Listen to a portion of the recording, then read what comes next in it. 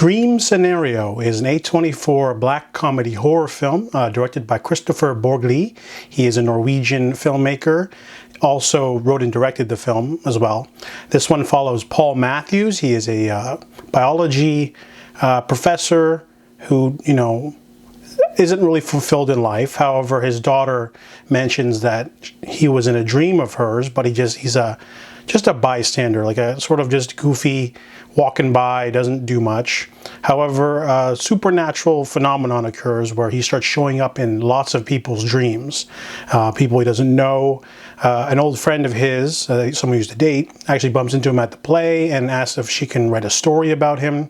And she links his Facebook profile and ends up having hundreds of people asking about his showing up in their dreams, usually innocuously. So he becomes a sort of viral sensation overnight, and that's where the heart of this movie is. This movie is basically a satire of like viral fame, cancel culture, social media, apology videos. It's a very rich, dripping, dark satire of all that stuff. So Paul sort of revels in his newfound infamy, going on TV, taking selfies, being the cool dad, and even his wife, who is able to use that sort of infamy to sort of get ahead at work too. So there's some benefits to having some fame. However, the dreams, his appearance in dreams starts to morph and change over the course of the film, causing some really brutal results.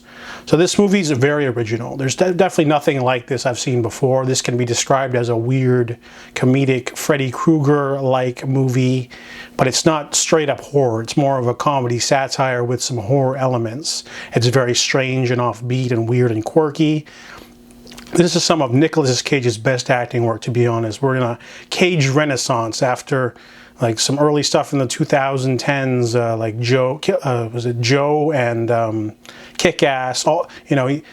He was known for doing a lot of crappy movies to get out of bankruptcy, but he's back in full force. He plays a sad sack, pathetic man in this, and he's great. And the supporting cast is okay. There's no one else really that famous except for his boss, and maybe like a just a dinner friend.